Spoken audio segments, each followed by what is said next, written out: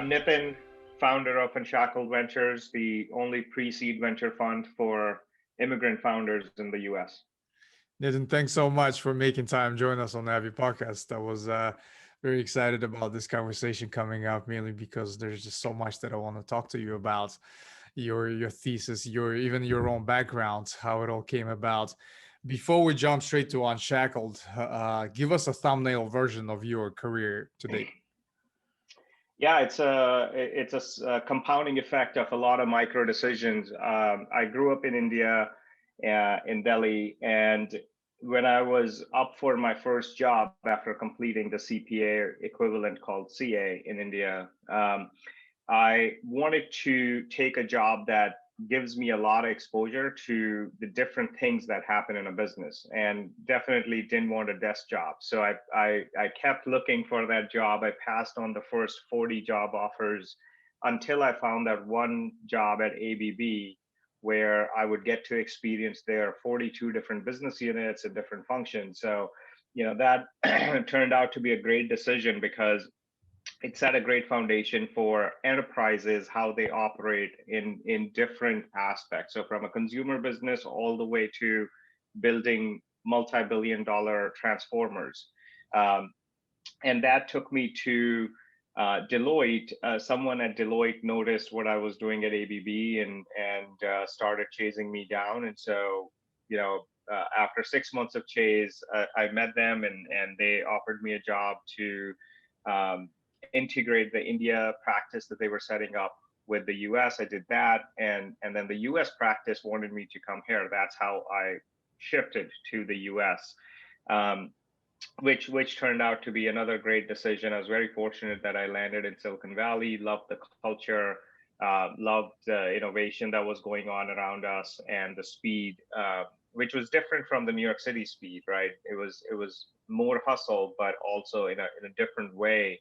And so I built a practice at Deloitte, in San Jose, focusing on startups, and that's how I really got into startups. Until then, I didn't really know much about, what's this process through which big companies come about. Did that for about 4.5 years. A lot of companies that I worked with went public, went through M&A. All of this work was strategy and finance related.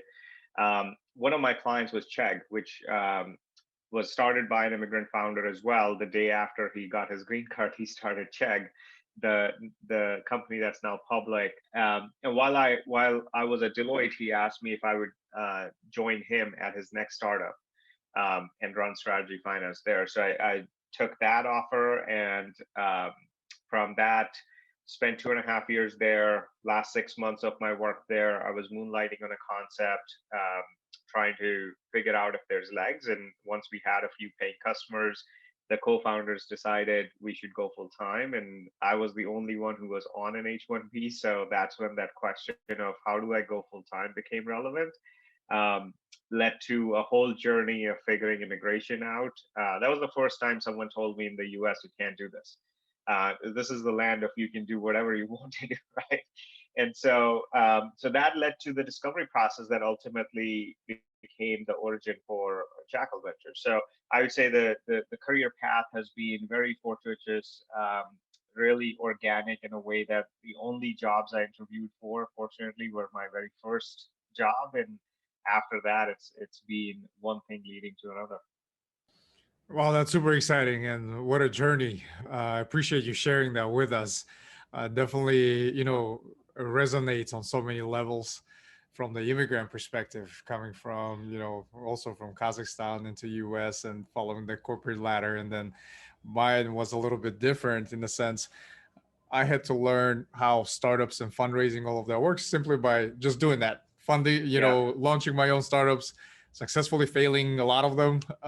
And essentially, kind of that path led me to angel investing, which, I'm very active in right now. And we have our own mini kind of SPV with a group of Right. my network that we invest together. But from from a similar path, you went working on startups and you got exposure into that, and your vision was to build your own fund. So walk us through that process as you were transitioning. You made the decision, you had that, the thesis around immigrant founders, which I want to talk to you a little bit separate.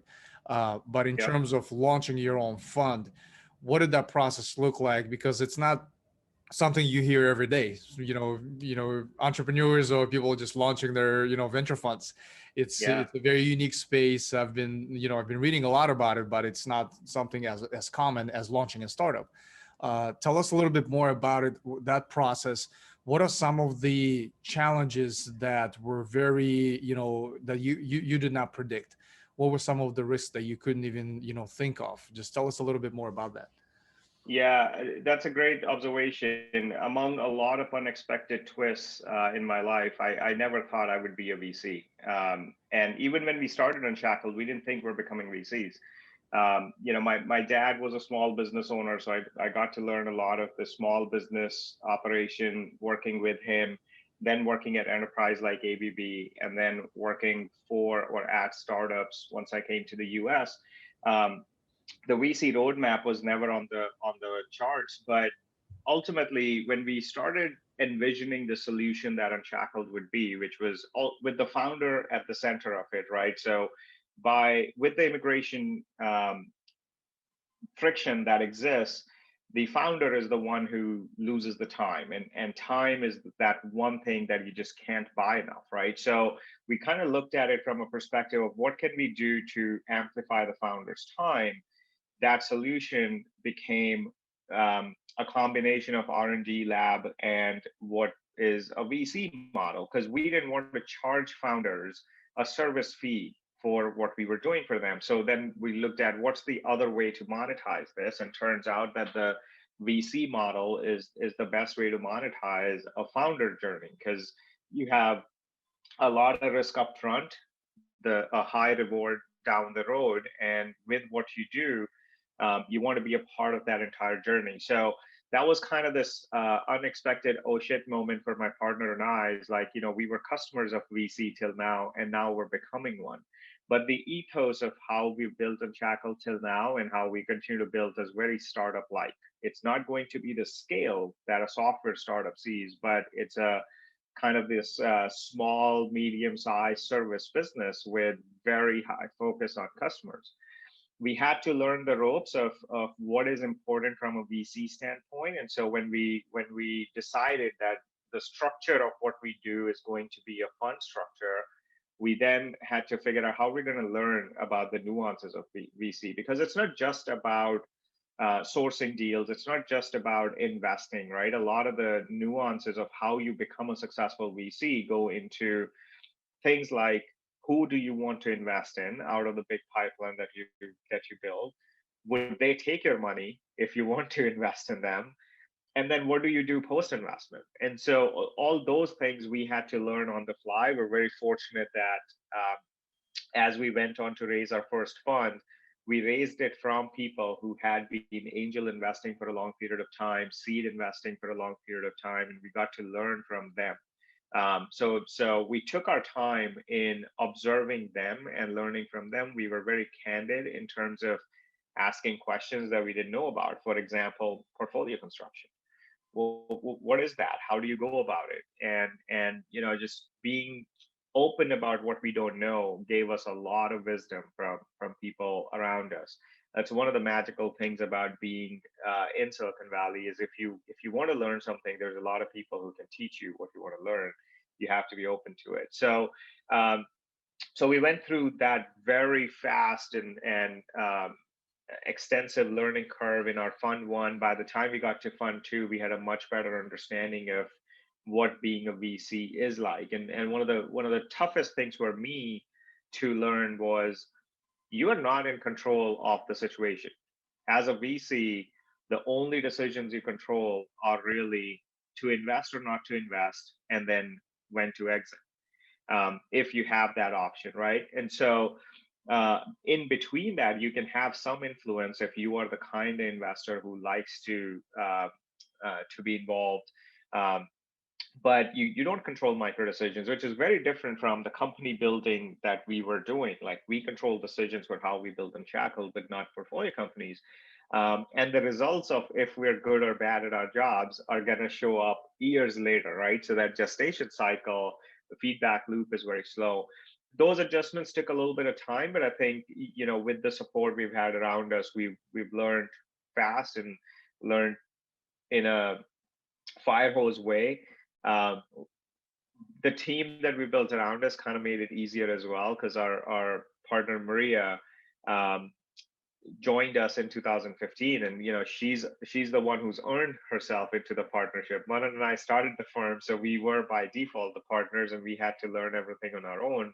Maria went through this really strong learning curve with a lot of peers, and she's one of the most well respected upcoming VCs, and so we get to learn from her on how she runs a lot of these processes. So I would say it's been a fantastic journey, and the beauty now when we look at it as a portfolio of with 60 something investments, almost 50 active companies, we get to be part of these many businesses, not just one business that we would be building. And so it's a fantastic ride. Wow, that's definitely, and it seems like a very exciting and, unpredictable journey as well, going through that decision-making process. And for our listeners, majority of whom are, technology and executives on the corporate sector, that's, as my background, I focused on that initially, but we also have quite a few entrepreneurs, investors themselves. And I don't know if, everyone's fully familiar with how the venture capital firm is structured. And if I may, I want to take a stab at, decomposing that, and you correct me if where I'm wrong.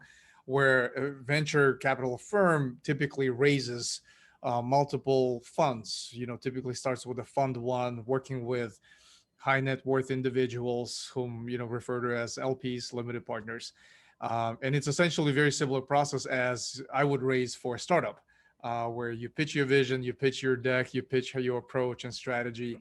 Um, and basically once that fund is raised, then you deploy that capital to invest into startups. And but it's a long shelf life, right? It's between 7 and 12 years, so the Right. existence of the startups. So tell us a little bit more that the very first fund that you set out to raise.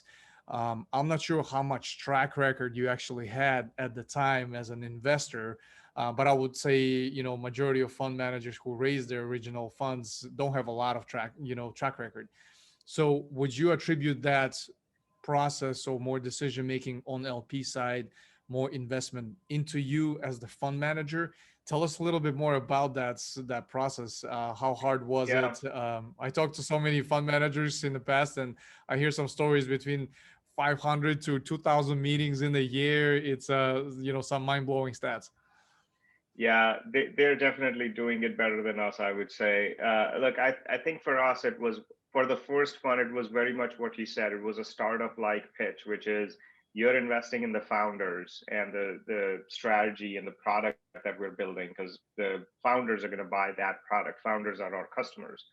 Um, but I would say generally from a landscape standpoint, I think there are uh, largely three ways in which you enter VC or you start your own fund. And the most prominent, most traditional, conventional way is the apprenticeship model, right? So for the longest time, VC's been an apprenticeship-based industry. So you go join a firm, you learn there, and then when you're ready to start your own shop, you step out and you start your own shop. If you think of it, a lot of the professional services um, firms are born that way, right? You think of law, you think of banking. That's been the path. It's worked. That's the most conventional. But about 20 years ago, a shift that started happening was if you were a successful founder, you could take your learnings as a founder and now start investing and use those learnings as a founder to help other founders build their companies. And so you saw this rise of operator turn operator turned VC. And then there's a very small group of accidental VCs, I would say, where we fall is in this accidental VC where we started with solving a problem. Turned out VC model was the best way to structure that. Um, And I think that model only works when your customer is founders and you have a very unique product to sell. Otherwise, you go through the apprenticeship model or the successful founder turned VC model. Um, when you take a path like ours, it's best to approach it as a startup. You raise your small, sort of call it the pre-seed equivalent round to prove the key hypotheses, right? When we started, the key hypotheses that we went in with was number one, that immigration is a big pain point, and if we're solving that, founders are going to want to buy that product. Number two, that we can actually build a product, which means we can solve for the immigration impasse that we're talking about. And number three, that if founders want a product and we can build that product, that the economics will be such that it's worth building this product. Every startup has to answer those questions. And so the focus for fund one was, let's raise from two types of people. One, who like to invest in that pre-seed stage, so we had a lot of angels, and two, people who we can learn from. So we had a lot of VCs from seed stage to Series A VCs, and we told them, look, what we are doing is expanding the pie of entrepreneurs. The immigrant founder who's on a visa, for example, who's currently not investable because they haven't quit their job, they can't focus on the startup full time. They're not a part of the startup ecosystem today. They are an employee at a big company. If we bring them into the startup pie, we're now, the pie is bigger for everybody to work with. And so that appealed to investors in our first fund, and that's how we secured that first fund, largely with angels. Started with people we had worked with, which was three of them, and then we just hustled our way to combination of cold emails and then tracking down leads and um, everyone who committed in, going through their connections and asking them for intros pretty shamelessly, and pursuing those intros, is how that first one came together. But it was essential for us to prove those things, and really that's what happened. We proved that really high caliber founders who were born somewhere not in the US, so born outside the US, who had come to the US for education or for work, are on visas. They now want to start their companies. We invest in them. We can secure strong starting ownership for a relatively small investment, which is, pre-seed was a relatively new concept at the time. People weren't calling it pre-seed, but it was that equivalent of the first check, the friends and family round type of investment. And as we proved that, we now had to go into fund two, we had a little more credibility that, yeah, you guys proved these hypotheses. And now I can see investing in immigrants is great business. Immigrants build great companies. And with the product services that you offer, you can secure really good investments and really good founders. So that's how the second fund came about. But I wouldn't say we've crossed the chasm yet, right? So from an LP standpoint, because we're still largely in the individual angels family office realm of LPs. As only now are we becoming relevant to institutional LPs because there's a lot more data points that this strategy works. And so one of to your point about difference between building a startup and building a VC fund is you have to recognize that because each fund is a new unit on its own versus in a startup, each round is a new unit, but you're still part of that one entity. With funds, every new fund is a new set of portfolio companies that you're gonna get into, and so LPs have the opportunity to wait. Now, some of them will miss out because if you're really successful, if you're good at what you do, you're going to continue to raise from those who believed in you early in your life cycle. You're not going to go to new LPs because funds tap out. And as we think about our journey, we want to keep investing at this day zero time, right? When companies are just being formed. So we're not going to raise those mega funds. We think we're going to tap out at just about 100 million or under that in terms of full extent. And so therefore there will come a time when we can't add new LPs, and the memories will be there of who were the ones who supported us and backed us before all the proof point was there versus those who chose to wait. So that's one big difference in terms of fundraising is you kind of have to pick those who believe in you and believe in the strategy versus those who are just looking at metrics. Wow, that's great. Definitely seems like, the life of a startup brings back a lot of memories, through the fundraising process. And you've made some references, shameless asking for, recommendations. It goes along with kind of that entrepreneurial pedigree, to be able to kind of just find creative ways to build that framework, to build, to find these unique talents and unique opportunities, Hmm. which brings me to the further point. As you've mentioned that you guys invest day zero into founders, Hmm. obviously immigrant founders, which to me that resonates on so many levels, mainly because being myself an immigrant and having launched startups multiple times, it was always a challenge to find somebody who would believe in you where you don't have a lot of maybe track record to show or an actual product to validate or things like that. So I used that experience into forming kind of some of my own strategy and thesis, so to say, when I invest into startups. Where for me it's important to look at kind of the almost the digital breadcrumbs of the founder, and to look at their history. Like what were some of the things you've done, let's say in college? Yeah. Did you join the club or did you build a club? Were you, were you a navigator? Were you a cartographer? Did you create the map for others to follow? So that Yeah. matters a lot to me from that perspective. And then kind of the entrepreneurial pedigree that I've referenced to in terms of what have you done before. I think that's very interesting. I'm curious to hear your thoughts on how do you approach that as you start talking to some of the very interesting founders on day zero. What are some of the evaluation criteria that helped you improve your batting average when it comes to making those extremely early investments? Yeah, great question. Great, also context on how you think about it. Look, we're still learning, so we don't know if we've really perfected the art. But if directional indicators are anything to go by, we believe our playbook is working. And so one of the things that when we started investing, we looked at was nobody really invests until there's some social signals. And there's some investors who will say we only invest in people. Almost all investors say we invest in people. But the question really is, you invest in people plus something. That plus something is either a social signal from where you work, the universities you went to, or social signal from you have customer traction, you have user data. So it's kind of people plus something. What we're investing in truly is about 67% of the times we incorporate the companies with the founder. So not a line of code has been written.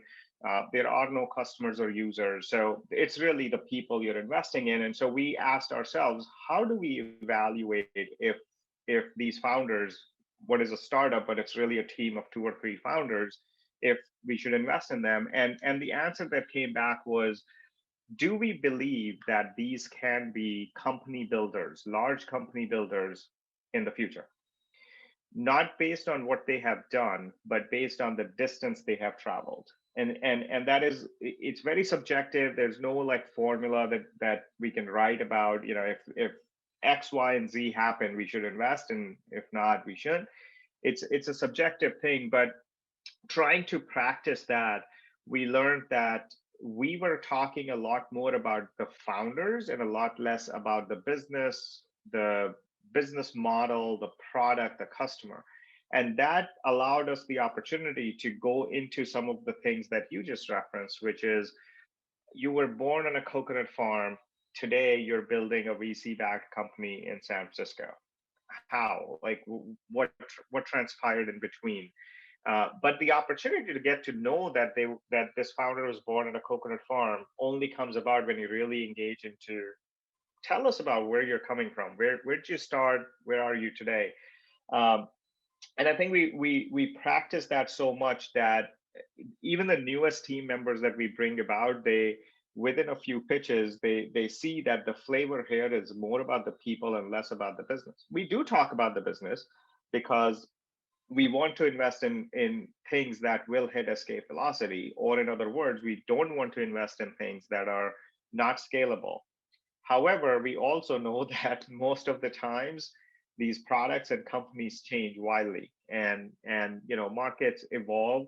If you're backing the right founder, and you know that the founder has ambitions to solve big problems, you know that they're not going to waste their time on incremental small things. So most of the times we've been right in that if these founders realized that the market they were going after was small, they didn't want to operate in that. They pivoted. They changed quickly. Nobody had to tell them, but they themselves realized this is you can't build a big solution to this, and here's an alternative way to do it. Um, so I think our biggest asset has been building this muscle around get to know the people and see if we can pick signals that indicate that they can be big company builders in the future.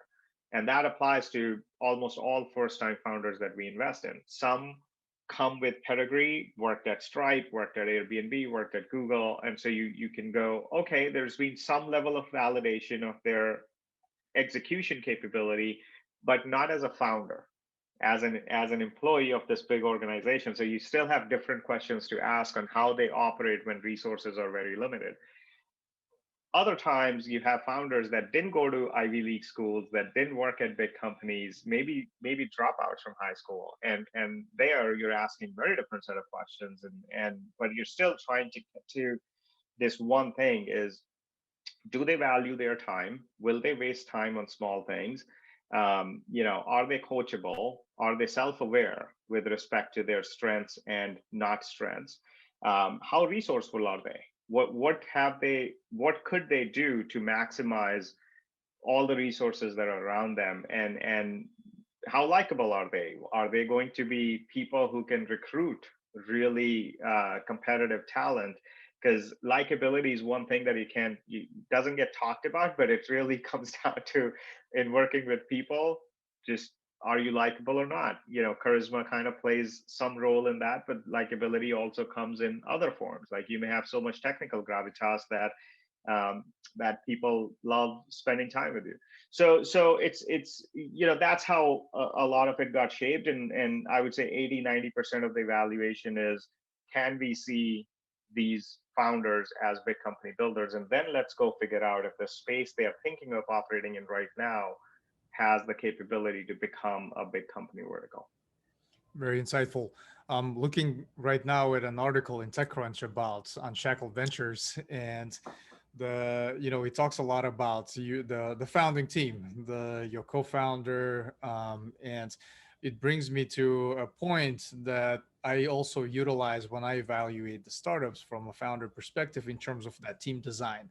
You've mentioned something around the context of being self-aware in terms of your strengths and weaknesses and how you actually design the team. I think it's very important when it comes to evaluating the founders.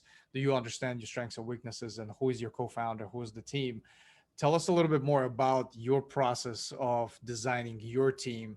How did you come about that? What was the story behind how did that actually help in terms of formulating the overall thesis of how you guys decide to invest? Curious to hear a little bit more about that thought process. Yeah, very unique question. I don't get that often. So Manan and I worked together at No, the ed tech startup that I joined after Deloitte. He came in as part of marketing team. By the time I left, he was running the marketing team. We built a really good working relationship, almost a friendship, while we were there. And then after I left and started building my startup, I consulted him often on marketing ideas, just because he is a phenomenal communicator. Um, and so we had a really good working relationship. Coincidentally, after No, he was born here in Silicon Valley to immigrant parents, and so he didn't have to really think about immigration and visas until he started a company with a visa holder co-founder. And so he went, as an American, he went through the same sort of friction points as I was going through for myself, and we reminisced about it. So when I told him what I'm conceptualizing, he immediately was drawn into it. And my mental model about Manan as a co-founder partner was he has a very different analytical framework that I do. He's a very different personality than I am. We complement each other more than we overlap with our thinking. And what it translates into is um, we the same problem set will approach in very different ways and come out with a similar or similar-ish solution, but from different points. And that gives us the capability to counter each other really well, knowing that we trust each other, we respect each other's viewpoint a lot. There's also a very strong um, emotional intelligence difference between us. I am much more of a logic and rational decision maker, and Manan is amazing with his emotional intelligence, emotional quotient. So he compliments me a lot on appreciating just culturally the way I grew up. Emotions and feelings weren't a big thing that you need to care about. And so I still am working on that aspect of myself, but he compliments me really well on, oh, maybe, if someone's asking for this, they're coming from this place, and let's understand those feelings. And so he's amazing at that. So that complementary analytical framework, emotional framework, gave us a really good starting point. And so then when we started looking at team members, we were like, we absolutely don't want to hire people like ourselves. That's the worst thing we can do. And one of the things somewhere subconsciously I learned in my career was I don't want to be the smartest person in the room. So I always kind of found ways to be around people who were all much smarter than me, and I was always learning from them. And that's kind of the case with how we built our team here. Is everybody we hire has an element of being smarter than I am. So as long as I can confidently say I am not the smartest person in the room, I feel good. I feel good about our team. So when we brought on Maria, who's a refugee from Colombia, grew up in Orlando, Florida, um, she similarly, and she has a policy and communications background, and so she has a completely different way of looking at things, and so that started complementing us well. We brought on Sarah, who's grew up in Cleveland, Ohio, so again, her perspectives are different than ours. And so as we continue to build our team, it's an extremely diverse team, not just in gender and race and where we come from, but in thoughts. And we've built a culture where nobody is judged for their ideas, nobody is judged for their opinions. We hold our opinions, but we are also all very open to others countering our opinions with theirs. And if we learn something new, we all feel pretty proud of the fact that we can change our opinions with new information that's brought to light. And so I think this team kind of flourishes in that environment of I can be weird with my team, and it's okay. I don't have to be insecure about I'm going to get judged. And I hope as we grow, we can keep that culture and continue to get more diversity into our team.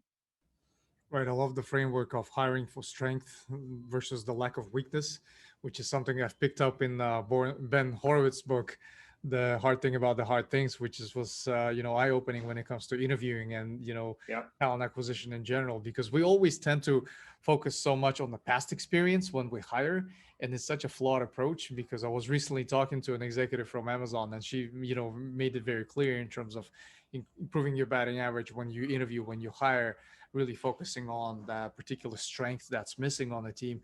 And to your point, which is very unique in the sense, not being the smartest person in the room and trying to surround yourself with that diversity from that perspective, which actually, the whole reason I launched this podcast is for that particular exact reason.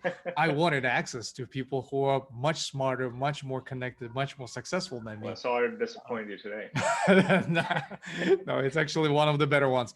Absolutely. But you're right. I mean, like the approach has to be in an industry that's largely about outliers. You have to play to win. You can't play to not lose, right? If you're playing to not lose, you are going to lose, and we're playing for wins. And so we're aggressive about hiring for the upside. And if we see that that the upside is not there, then we work with the person we hire to figure out where they would be most successful and try to get them to that place.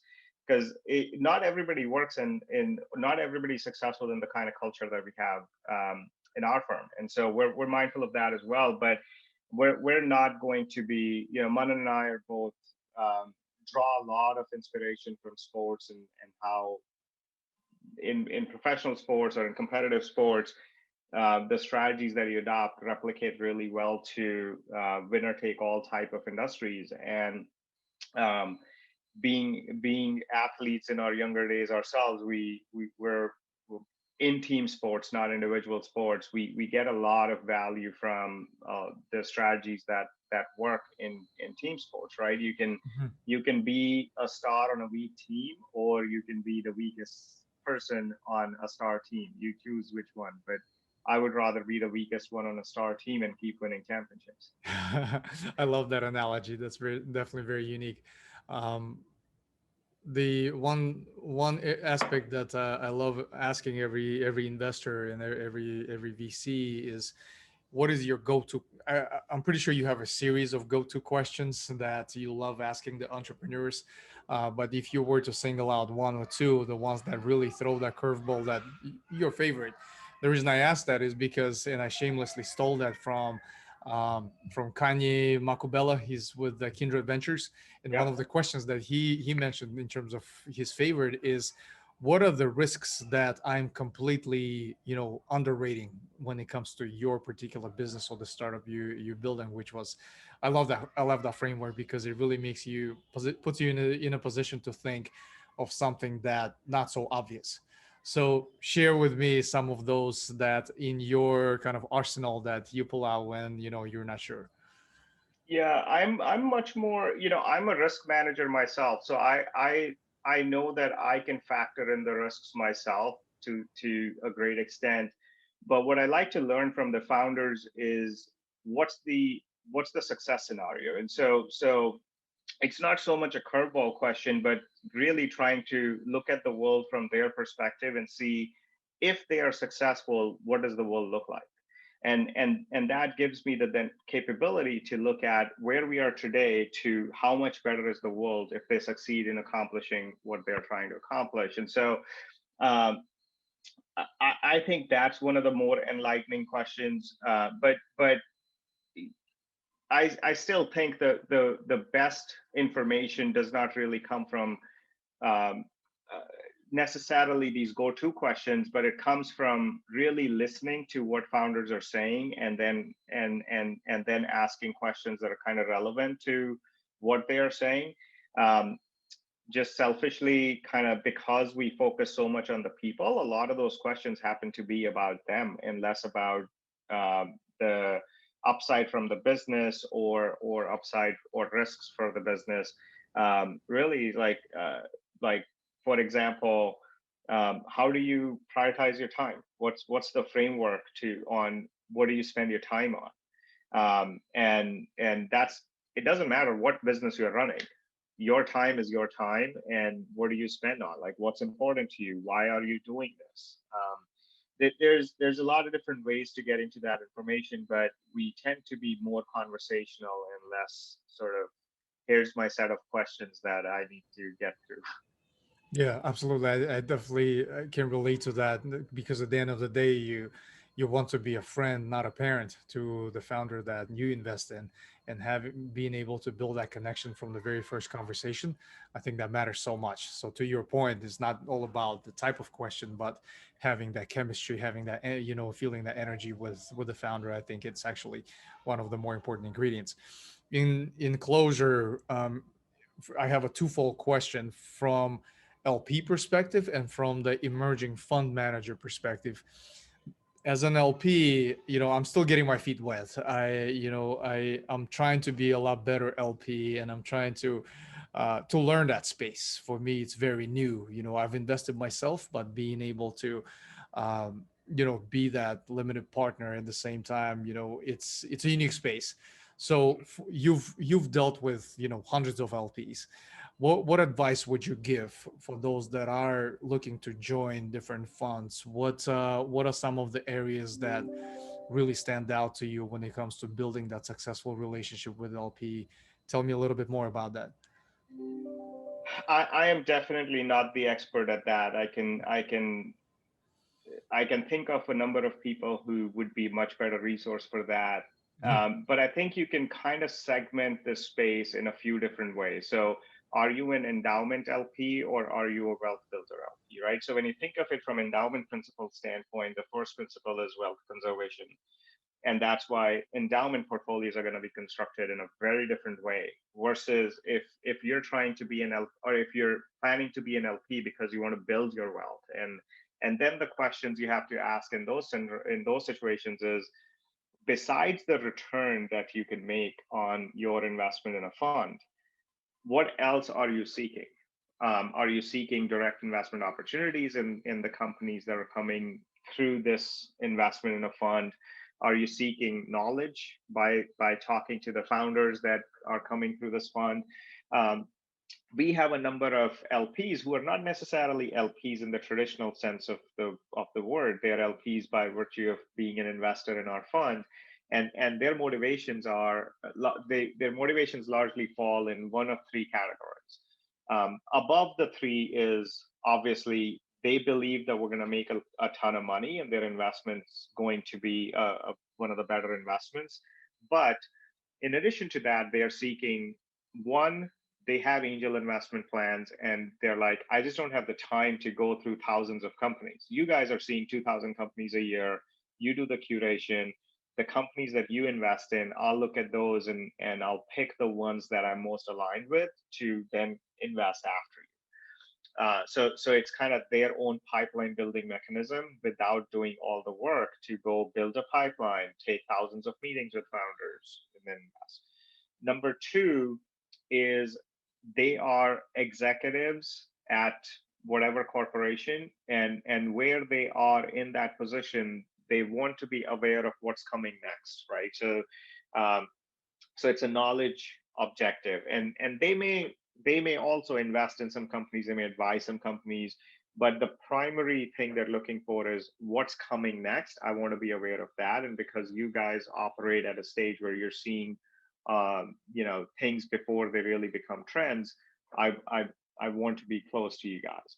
And then there's the third bucket, which is I just want to meet great people, and the founders you're investing in are amazing people. So by being an LP in this fund, I get to see all these stories, I get to meet these folks, and where I can help, I will help. So it's kind of a combination of great returns with something else that really motivates them. For some, it's just the impact that you're equalizing opportunities for immigrants in this country, and you're giving them not just the capital, but also equalizing them from an immigration status standpoint, equalizing the access they have to customers, investors, talent. So there's a little bit of that impact built into that. And so if that's the case, then for you as an LP, I would say kind of figure out what your priority order is in achieving what objectives you want to achieve, and that'll give you a good framework to say, if I'm backing someone and backing their strategy, how well does that align with my goals? Because as an individual or through the syndicate taking LP positions, chances are you're not writing the institutional size, 7, 8, 9-figure checks. And so in that scenario, it's best to be upfront about this is what I want to accomplish, and see how every fund that I meet, how does that align into what I want to accomplish. No, I love that framework in the sense that there's just so many variables that go into that decision making process, which is it's interesting. It's a whole it's an art and a science. There's no black and white. There's a lot in between, and I think I love that journey, just being able to learn from that perspective. Then last but not least, who are some of the the role models or the kind of the VCs in your space that you really look up to, that you try to, you try to learn from? Give us some examples from that perspective. Would love to hear that.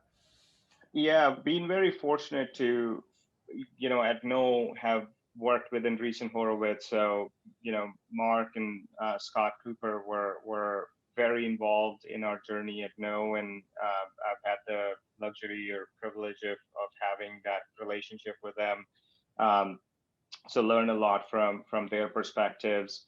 Kitu Kaluri is another VC that I respect a lot. He is not into hype. He is, very sort of to the business kind of guy, but has built one of the best portfolios in the valley and has really unique perspectives on journeys which are kind of different from the shiny object approach and raise all you can type of approach that we're seeing in today's market, which is only going in one direction as of now. Um, and besides that, just within, for example, within our portfolio, some co-investors. I think people like Maha Ibrahim, for example, is pretty phenomenal, and get to hear from our portfolio founders and how great they've been in helping them. Josh Kopelman has been a source of inspiration, and source of wisdom. There's a lot of, the advantage of being in the age we're today is we get to learn from people without them even knowing that we're learning from them, and so some of that is incredible, just a function of the times we're in. um, but some of the folks I mentioned have been directly impactful in shaping my thought process. Look, you've been so generous with a lot of information today. I can't thank you enough for a very short, insightful conversation. I personally learned quite a bit from this. What I love doing with a lot of guests on the pod is doing follow-up recording in about a year to see how much have changed. We revisit the conversation from a year ago, and basically take a look at what are some of the things we've covered, if still applies. So I'm definitely looking forward to doing that with you, and I really appreciate your time today. That was a great conversation. Very insightful questions.